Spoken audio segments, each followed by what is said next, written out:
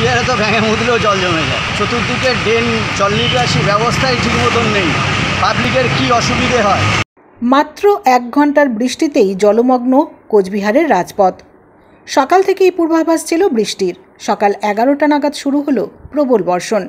মাত্র 1 ঘন্টার বৃষ্টিতে জলমগ্ন হয়ে পড়ে কোচবিহারের রাজপথ।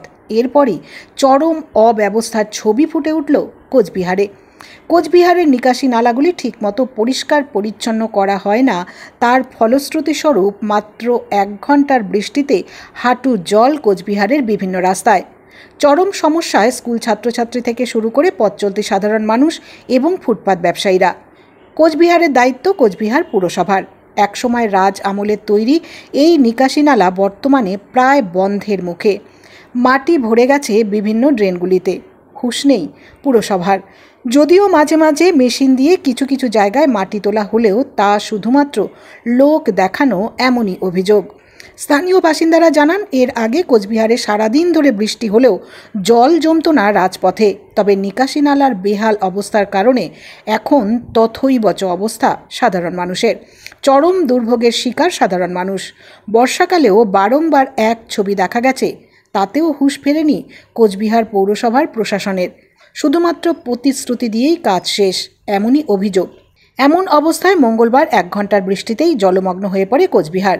হাওয়া অফিসের খবর অনুযায়ী আবারও বৃষ্টি হবে। আর যদি তা হয় তাহলে পরবর্তীতে কি ভয়ঙ্কর অবস্থার সৃষ্টি হবে তা নিয়ে চিন্তিত সাধারণ মানুষ। এখন কুচবিহারে তো ভেঙে মুদলেও জল জমে যায়, চতুর্দিকে ড্রেন জল নিকাশি ব্যবস্থাই ঠিক মতন নেই, পাবলিকের কি অসুবিধে হয়। তারপর তো এমন সময় বৃষ্টিটা এসছে একেবারে অফিস টাইম, তার ভেতরে বিভিন্ন রকমের এই জল জমাতে বিভিন্ন রকমের জ্যামের সৃষ্টি হয়। অফিসে ঠিকমতো ঢুকতে পারে না, বাচ্চারা স্কুল ঠিকমতো যেতে পারে না। কী পরিস্থিতি দেখেন, এই আমাদের পশ্চিমবঙ্গ রাস্তায় উন্নয়ন দাঁড়িয়ে আছে, পাবলিক যদি দেখে, পাবলিকের একটু শিক্ষা হওয়া উচিত, কেন পাবলিকই তো সব। মানে কোচবিহারবাসী হিসেবে কি চাচ্ছেন এখন? কুচবিহারবাসী হিসেবে প্রতি মানুষের একটাই জিনিস, যেটা হচ্ছে আসল জিনিস, সেটা হচ্ছে জল নিকাশি ব্যবস্থা সর্বপ্রথম করতে হবে।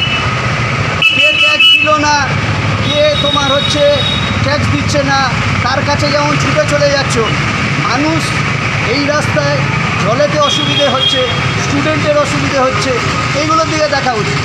কে ট্যাক্স দিচ্ছে না, তার দোকান কে ফুটে বাড়িয়ে দিয়েছে, তার দোকান ভেঙে দিচ্ছ। তা পৌরসভার তো এটা দেখা উচিত যে রাস্তায় জল জমে মানুষের কত অসুবিধে হচ্ছে। মানে চেয়ারম্যান সাহেব বলছে যে এখন রাস্তায় জল জমে না, এই অনেক নিকাশি নালার ব্যবস্থা করা হয়েছে এবং অনেক কাজও হচ্ছে, কি বলবেন? না, কাজ হচ্ছে, কাজ যেদিকে হবার সেদিকে হচ্ছে, টুকিস কাজ হচ্ছে, কিন্তু আপনারাই চোখে দেখেন না, আমরা কেন বলবো?